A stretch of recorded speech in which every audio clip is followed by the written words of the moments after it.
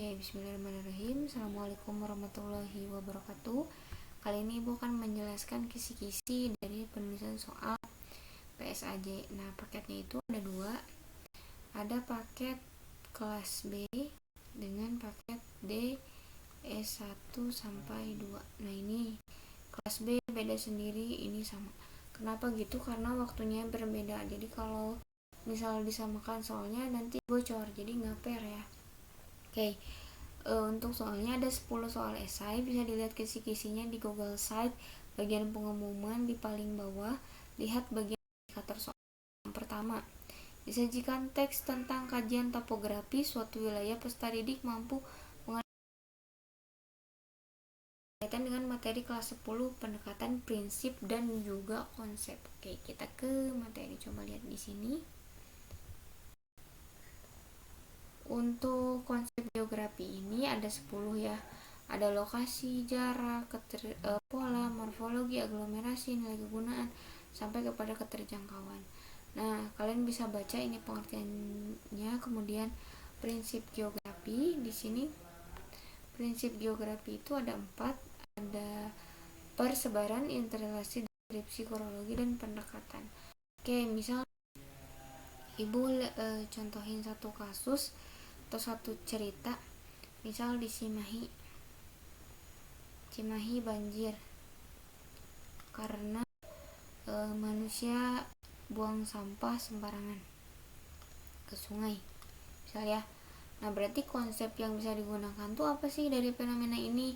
Dua konsep. Oh, ada konsep lokasi karena dia berkaitan dengan kota Cimahi.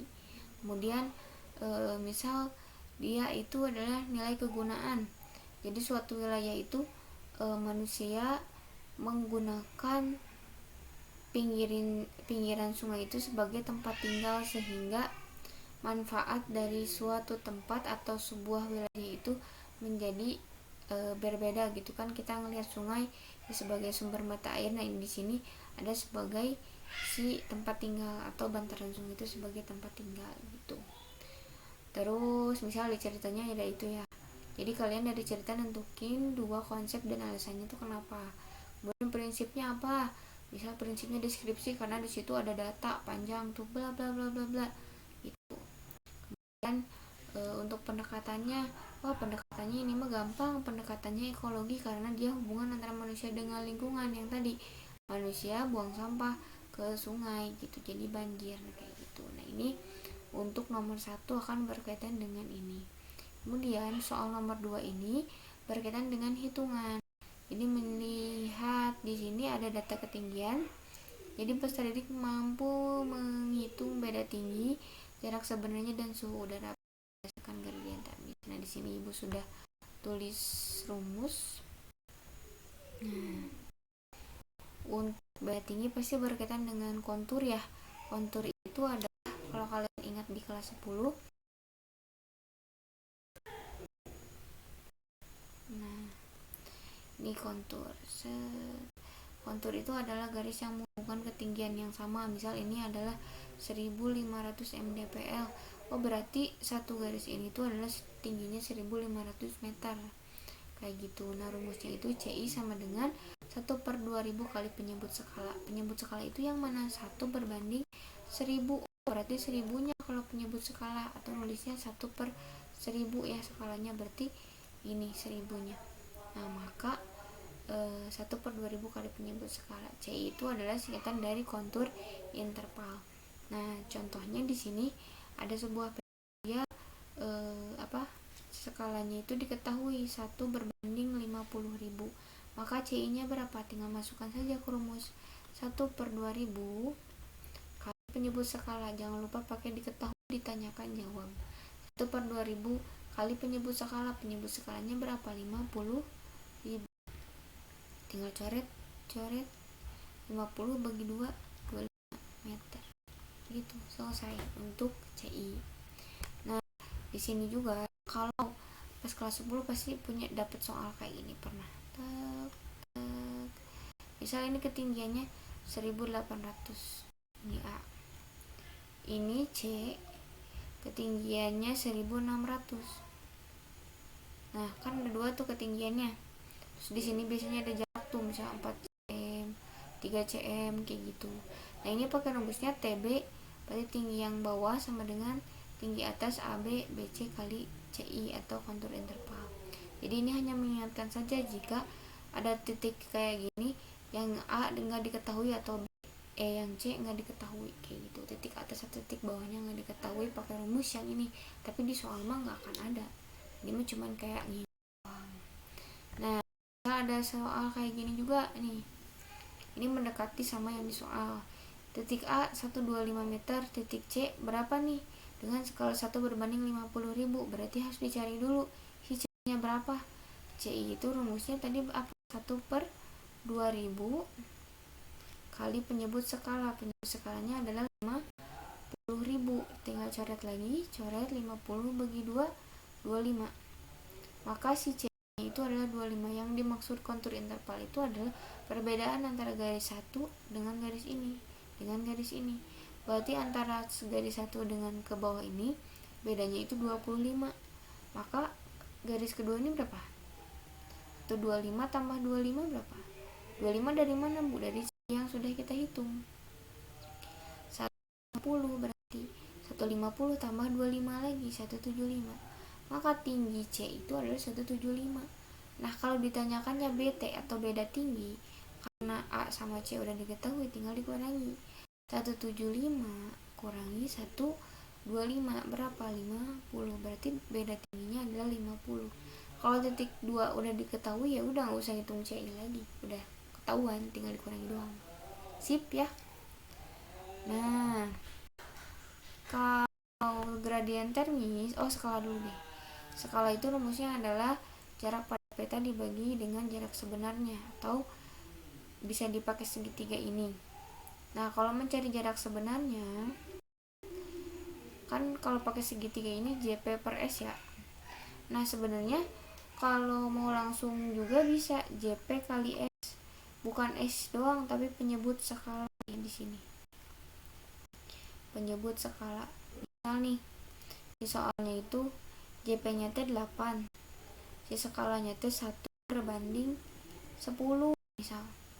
Nah, berarti kan 8 per 1/10. Tapi kalau kayak gini kamu pakai rumusnya 8 kali penyebut skalanya doang yang diambil, berarti 10. Kan rumus nulis skala tuh gini, berbanding 10 ya.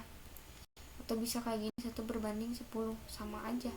Nah, kalau pakai rumus dibagi berarti harus 8 bagi 1/10. Maka caranya adalah 8 dibagi 1/10 dikali silang, berarti karena dirubah menjadi kali 8, 10 per 1 sama dengan 80. Ini sama 80, selesai. Pokoknya gitu menjadi jarak sebenarnya. Nah, selanjutnya kita cari gradien termis. Jadi sebuah ketinggian setiap naik 100 meter dia akan turun suhu sebesar 0, derajat Celcius, 0,6 derajat. Nah, kalau 0,6 sebenarnya bisa berubah sesuai soal ya. Misalnya dari soal jadi 0,7, 0,8, silahkan dilihat. Nah, biasa di soal ditanyakan suhu awalnya misal 30 derajat. Ketinggian yang ditanyakan 1800. Ditanyakannya itu pas 1800, di sini suhunya berapa? Padahal suhu awalnya 30, maka masukkan ke rumus ini. Pasti udah masih ingat kan kelas 10 ya. TO berarti suhu awal. Suhu awalnya berapa, masukin 30, kurangi H-nya berarti ketinggian. H-nya ditanyakan tadi 1800 per 100 kali 0,6. 1800 bagi 100 berapa? Coret 18 kali 0,6. Tek.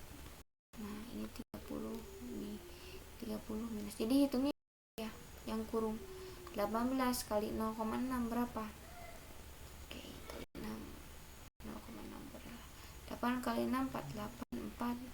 1 kali 6 6 10. Ada komanya 1 di belakang, 10,8.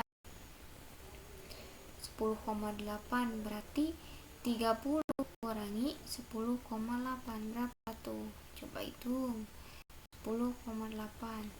Ini kan 0 juga ya. 10, 8, 2, 9. Berarti di sini 19,2, 8, 9, 10, 11. Oke, 19,2 derajat C gitu, gampang. Bisa ya untuk nomor 2. Ranginya cepet, soalnya kalian bisa play terus-terusan kan ini di YouTube. Terus kalau nggak cepet durasinya bakalan lama banget nih video, nanti keburu ngantuk.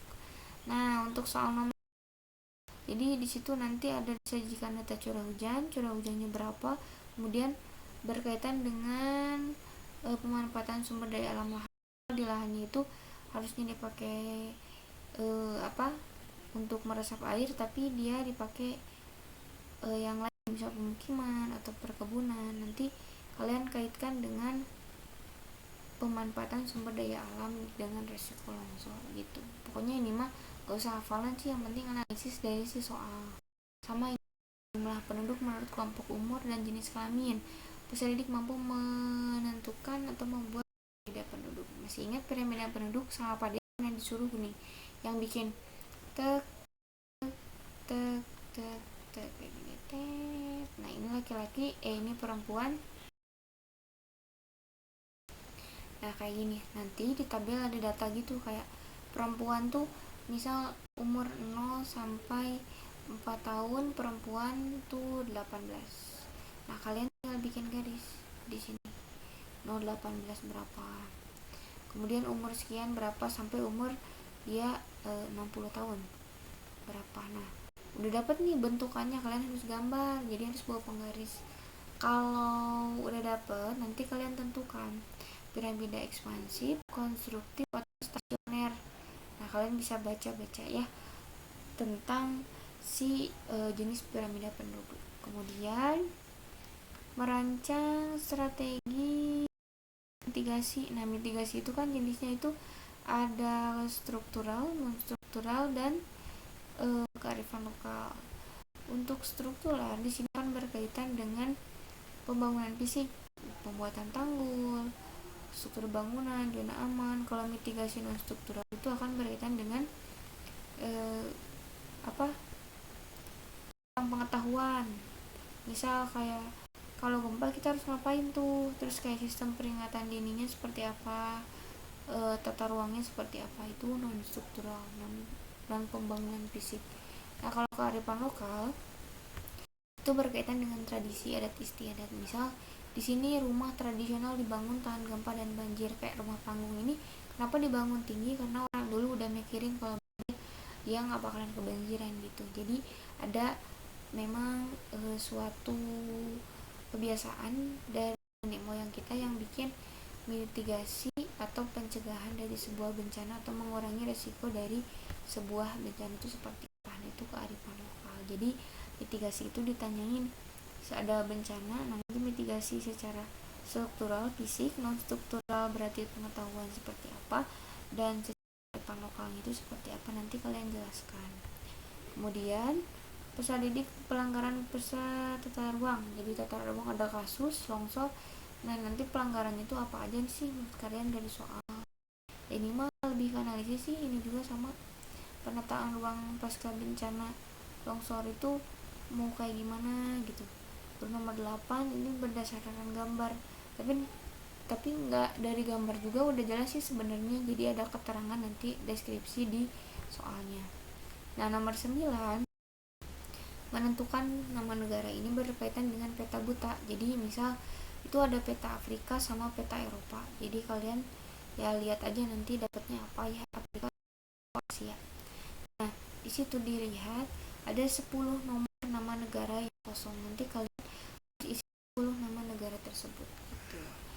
Kemudian kerjasama peserta didik mampu memasangkan karakteristik negara. Berarti di situ ada deskripsi dari negara adalah wilayah Asia Timur yang memiliki apa. Nah, ini nanti kalian bisa pasangkan dengan nama-nama negaranya, jadi nggak usah dihafal. Jadi nanti sudah ada menjodohkan.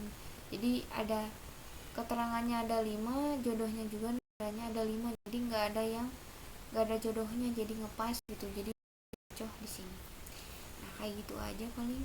Semoga bermanfaat buat belajar. Mudah-mudahan tidak ada contekan ya, karena nanti akan mengurangi nilai dari hasilnya. Kalau ketahuan nyontek nanti ibu bilang berarti tidak jujur atau memang curang nih, nggak bisa kalau dikasih nilai sesuai dengan apa yang mendapatkan. Kayak gitu saja, semoga lancar. Terima kasih. Wassalamualaikum warahmatullahi wabarakatuh.